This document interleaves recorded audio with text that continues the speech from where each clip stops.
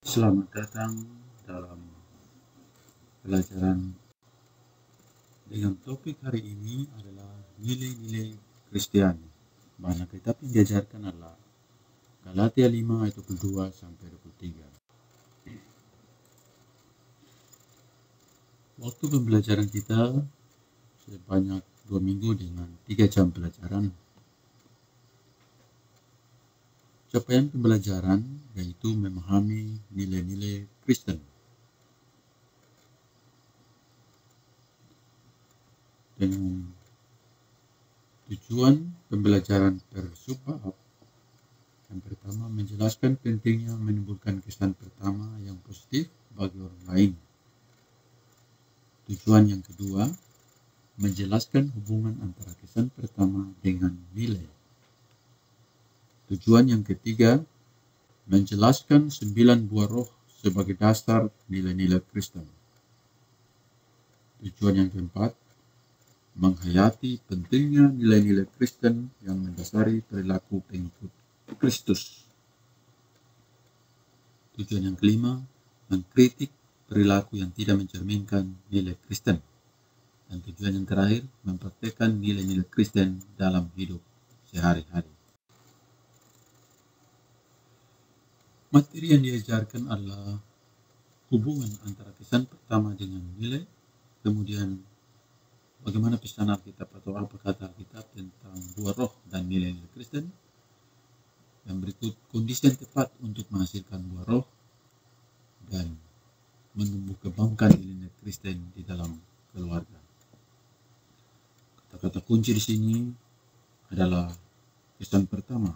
Tentunya kesan pertama sini adalah kesan yang positif, yaitu nilai-nilai Kristen, buah roh, kasih, sukacita, damai sejahtera, kesabaran, kemurahan, kebaikan, kesetiaan, kelemah lembutan, penguasaan diri. Metode yang diajarkan dalam aktivitas ini: ceramah, tanya jawab, refleksi, aktivitas di dalam kelas, baik pribadi dan kelompok, dan aktivitas di luar kelas. Sumber belajar utama adalah buku. Yang terakhir adalah dalam pembelajaran ini akan diakhiri dengan asesmen dengan 3 unsur, yaitu yang pertama kognitif, pemahaman peserta didik tentang masing-masing dari 9 buah roh nilai Kristen. Unsur yang kedua adalah sikap, penilaian yang diterima peserta didik dari teman sekelasnya tentang kualitas 9 buah roh atau nilai yang dimiliki. Dan unsur yang terakhir adalah portofolio, berisi hasil pengerjaan tugas pribadi. Guru dapat memilih dari sejumlah aktivitas di luar kelas. Pengerjaan aktivitas mana yang akan diambil untuk dijadikan bahan menilai portofolio. Ini adalah tujuan pembelajaran umum, yang tadinya tujuan pembelajaran per subbab.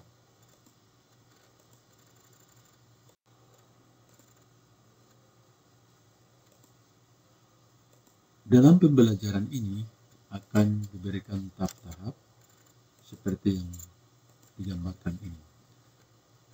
Pembelajaran dimulai dengan apersepsi. Apersepsi adalah mengantar siswa bagaimana supaya bisa masuk kepada pelajaran. Kemudian refleksi, bagaimana reaksi siswa atau tanggapan siswa terhadap apersepsi yang diberikan oleh guru.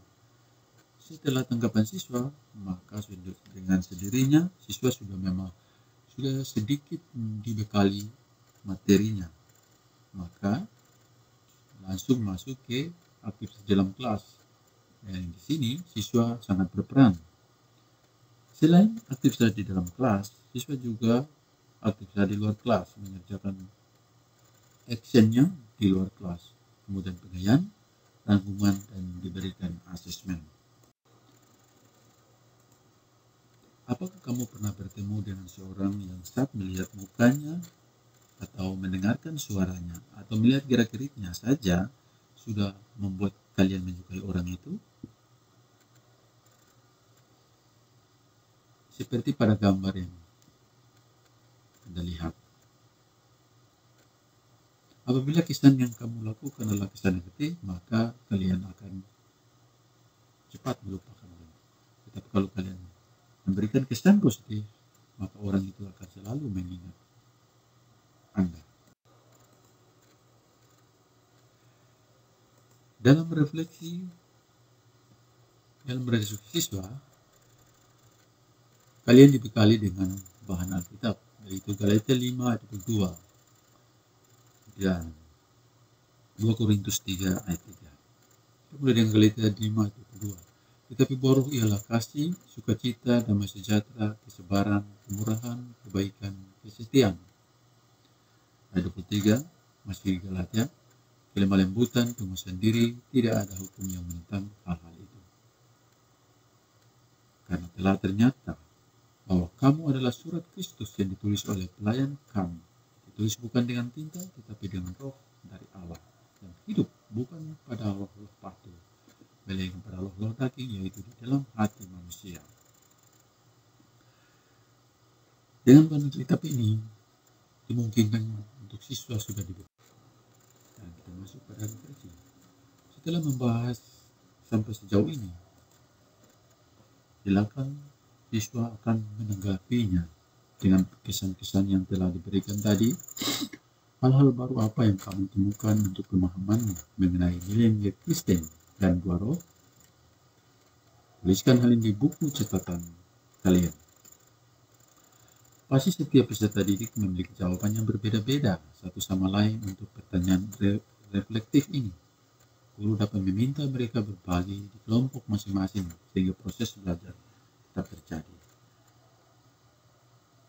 Makanya, selain guru yang memberikan, juga diberikan kepada peserta didik untuk berbagi kelompok, saling memberi, mengkolaborasi, sehingga proses belajar tetap terjadi.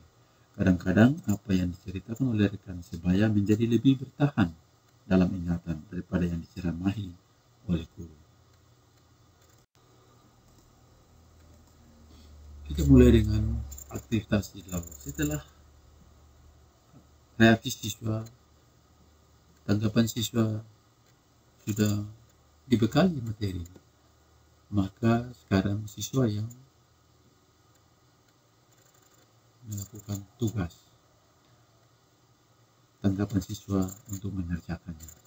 Dari 9 wujud buah roh, yang mana yang cukup mudah untuk dilakukan dan mana yang ternyata cukup sulit untuk dilakukan? Tugas ini memberi kesempatan kepada peserta didik untuk menyadari bahwa mewujudkan 9 nilai-nilai ini adalah suatu hal yang tidak mudah. Pertimbangkan juga bahwa mereka masih berusia remaja, sehingga masih terbuka kemungkinan untuk belajar terus menjadi lebih baik. Yang kedua, dari 9 wujud buah roh yang dijelaskan di bab ini, nilailah seberapa jauh kualitas nilai yang kamu miliki dengan menggunakan tabel berikut. Caranya, kamu harus meminta teman lain yang cukup mengenalmu untuk mengisi tabel ini dengan memberikan tanda centang pada kolom yang telah dipilih. Tabelnya. Nomor buah roh, 9 buah roh, kemudian nilainya, menilai terhadap teman sebaya di antara siswa, apakah belum nampak, masih kurang, cukup atau cukup baik, dengan hanya mencentang tanda nilai. Apabila terlihat cukup baik, maka centang pada cukup baik. Kalau terlihat masih kurang, maka centang pada masih kurang. Misalnya kelembutan, oh cukup. Penguasaan diri, kurang. Kasih, cukup baik. Seperti itu. Selamat mengerjakan. Juga seperti ini sangat bermanfaat, bukan hanya bagi peserta didik, namun juga mereka yang berusia lebih dewasa. Ini sesuai dengan materi tentang pentingnya tampil dengan baik, sehingga orang lain memiliki kesan positif terhadap kita. Umumnya, remaja akan cukup terbuka menyampaikan apa yang ia pikirkan dan rasakan, sehingga komentar yang diberikan kepada orang lain adalah komentar apa adanya, bukan kepura-puraan. Sebaliknya, Komentar yang ia terima dari orang lain pun harus diterima dengan lapang dada, karena mungkin saja orang lain melihat hal-hal dalam dirinya yang ia sendiri tidak sadari. Namun guru tetap waspadai bila ada peserta didik yang terluka karena mendapatkan komentar yang sangat negatif dari rekan-rekannya. Yang ketiga, dari pengalaman selama ini, pernahkah kamu merasa gagal menampilkan kesan pertama yang positif di mata orang lain? Bila terjadi, kira-kira apa yang menjadi penyebabnya? Tugas ini menindaklanjuti tugas nomor 2, peserta didik yang menerima komentar tidak baik yang mereka duga diminta memikirkan penyebabnya apa. Guru dapat menolong mereka untuk menemukan sejumlah penyebab. Misalnya, mereka cenderung menyendiri sehingga tidak begitu dikenal oleh teman-teman sekelas. Mereka tampil sebagai orang yang sombong dan merasa diri lebih baik dari teman-teman lainnya.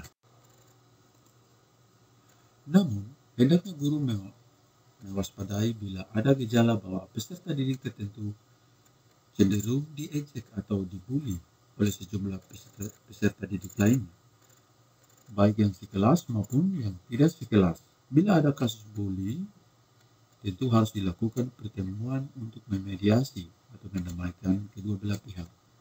Tentang bully, kita akan membahas di bab 9 dan 10.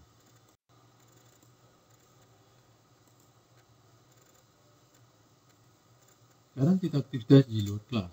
Berikan contoh bagaimana buah roh ditumbuhkan di dalam keluargamu. Jika dibuat tabel, isilah seperti pada contoh yang diberikan. Nah, pada nomor 1 sudah diberikan contoh kasih. Buah kasih, contoh di dalam keluarga. Ibu menanyakan apa yang saya inginkan untuk hadiah ulang tahun yang tiba seminggu lagi. Kemudian rencana yang saya ingin lakukan untuk orang tuanya apa. Seperti itu.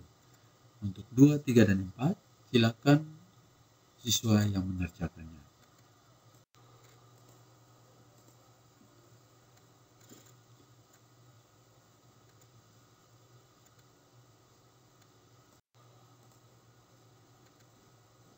Tugas ini mengajak peserta didik mengkritisi kondisi keluarganya. Sejumlah tugas di kelas 10 ini memang bertanya tentang pendapat peserta didik tentang orang tua dan keluarganya.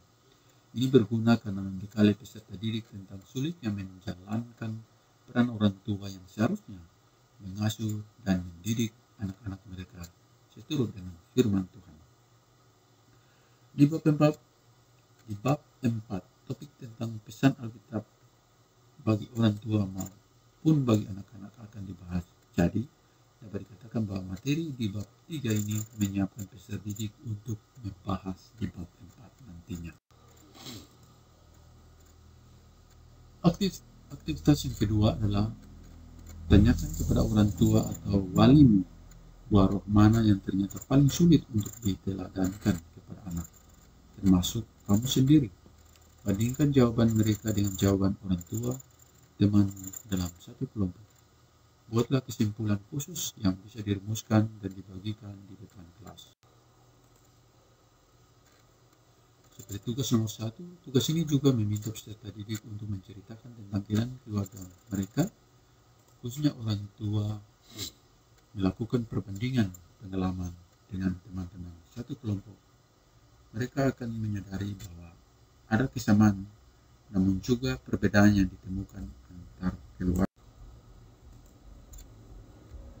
Perbedaan menunjukkan keunikan yang ada di dalam tiap keluarga. Persamaan menunjukkan bahwa itu hal yang berlaku secara umum pada banyak keluarga saat ini. Tugas ini juga menyiapkan peserta didik untuk masuk ke dalam pembahasan bab 4 tentang orang tua sebagai pendidik utama. Yang ketiga, carilah cerita rakyat yang ada di daerah tempat tinggalmu dan nilailah tokoh utama dalam cerita itu. Nilai apa yang tercermin dari tingkah laku tokoh utama itu? Berikan penjelasan mengapa kamu menganggap itulah yang nilai yang mendasarinya.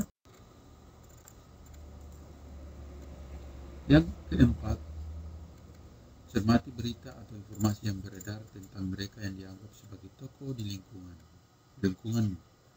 Ambil satu contoh tindakan yang tokoh ini lakukan atau pelajari pesan atau pidato yang tokoh ini sampaikan. Buah roh mana yang terlihat dengan jelas? Berikan alasan mengapa hal itu kamu anggap jelas.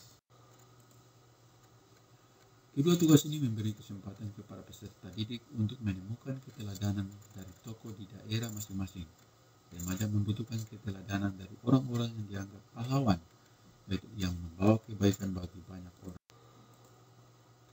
Tugas ini meminta peserta didik untuk hati-hati dalam menetapkan apakah seorang tokoh, baik yang ada dalam cerita rakyat maupun tokoh nyata yang ada di lingkungannya, memang tepat untuk diberikan label sebagai teladan. Salah satu cara untuk menilai adalah dengan menggunakan 9 nilai Kristen. Mungkin saja hasil yang ditemukan di antara peserta didik saling berbeda satu sama lain. Namun, ini justru memperkaya pemahaman. Di buku siswa tidak dicantumkan penggayaan, namun guru dapat menambahkan dengan aktivitas yang memperkaya pemahaman peserta didik. Misalnya, mereka dapat diminta untuk memberikan contoh renungan yang membahas tentang masing-masing nilai Kristen atau buah roh ini.